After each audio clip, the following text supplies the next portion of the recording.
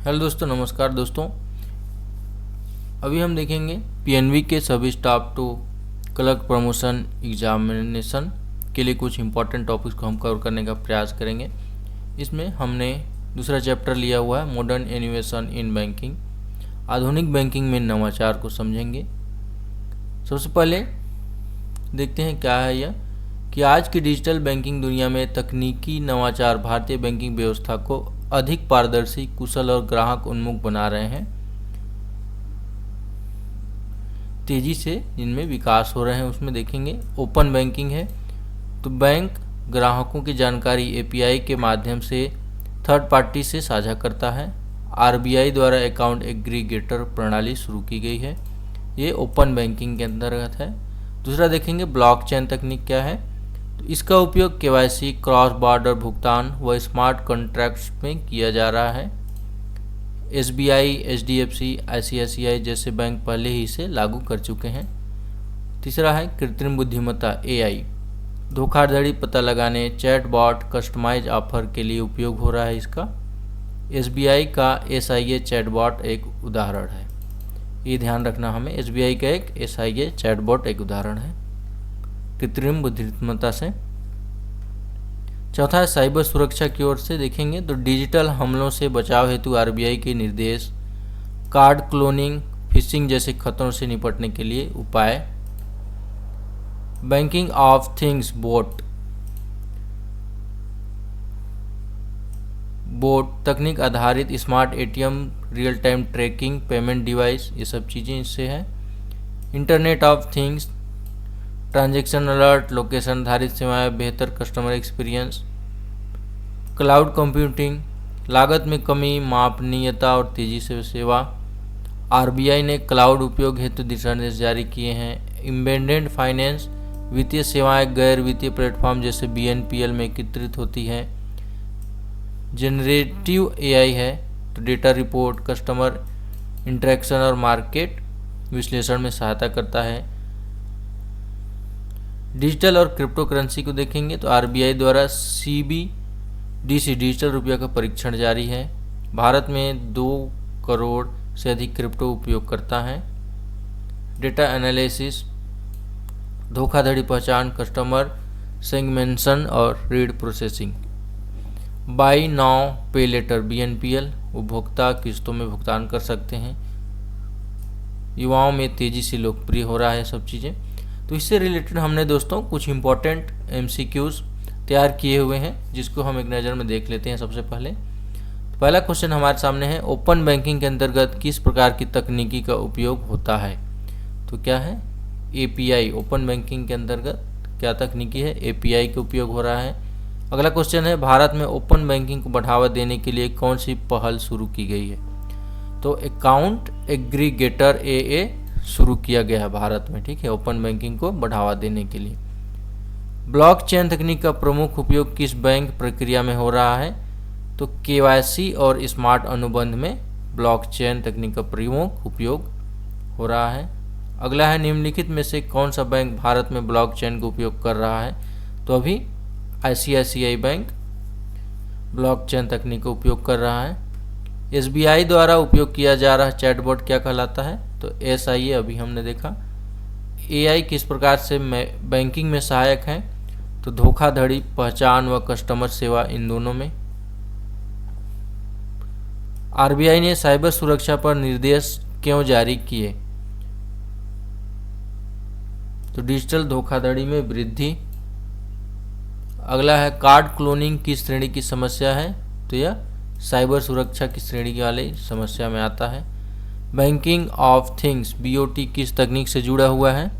तो यह कौन सी तकनीक से है? एलओटी, लॉट तकनीक से यह जुड़ा हुआ है। निम्न में से कौन सी सेवा एलओटी से संबंधित है? तो स्थान आधारित ऑफर। अगला है, क्लाउड कंप्यूटिंग का लाभ क्या है? तो मापनीयता व लागत में कमी। 12वां क्वेश्चन है, एम्बेडेड फाइनेंस का अर्थ है? इसका अर्थ है गैर वित्तीय प्लेटफॉर्म में वित्तीय सेवा एकीकरण करना। अगला है, बीएनपीएल का पूरा नाम क्या है? तो बाई नाउ पे लेटर। ये इंपॉर्टेंट क्वेश्चन रहेगा दोस्तों। अभी डिजिटल रुपया किसका उदाहरण है? तो डिजिटल रुपया, ये भी एक इम्पॉर्टेंट क्वेश्चन रहेगा यहाँ पे। CBDC, भारत में CBDC कौन जारी कर रहा है? तो कौन जारी कर रहा है CBDC? RBI कर रहा है। डेटा विश्लेषण का उपयोग किस में नहीं किया जाता है?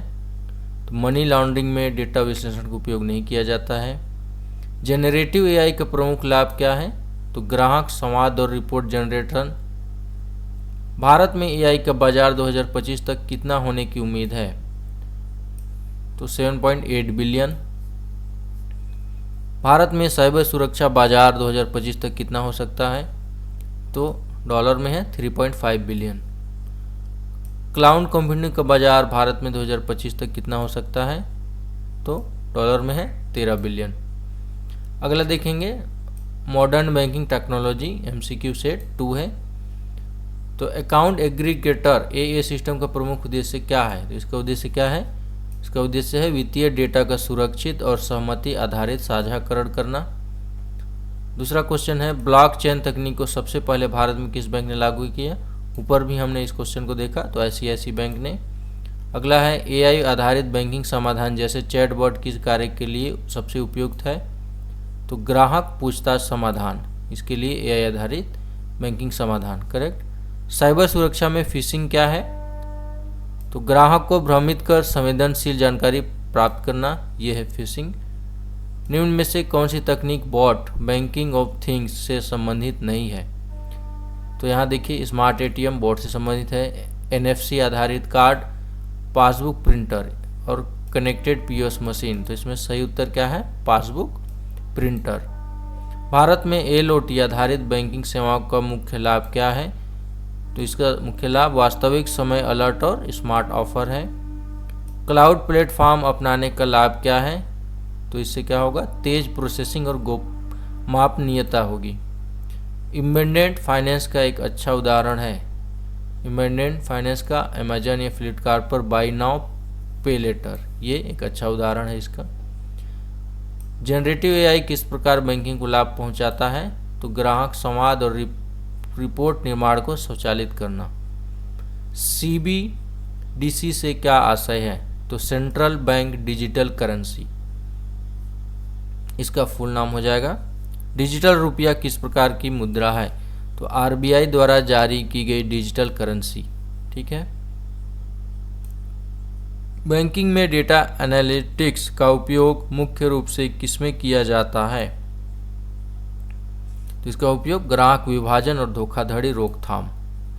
BNPL को भारत में सबसे अधिक कौन सी पीढ़ी इस्तेमाल कर रही है? तो मिलेनियल और जेन जेड। RBI द्वारा किस टेक्नोलॉजी के सुरक्षित उपयोग हेतु दिशा निर्देश जारी किए गए हैं? तो क्लाउड कंप्यूटिंग। डेटा गोपनीयता किस तकनीक से सीधे जुड़ा विषय है? तो ओपन बैंकिंग और अकाउंट एग्रीगेटर से है। 16 क्वेश्चन है PNB जैसे बैंक डेटा एनालिटिक्स का उपयोग किस उद्देश्य से कर रहे हैं? तो कस्टमर सेवा और अनुपालन सुधार। 2025 तक भारत में LOT बैंकिंग बाजार का अनुमानित आकार क्या है? तो 9 बिलियन होगा, डॉलर में है।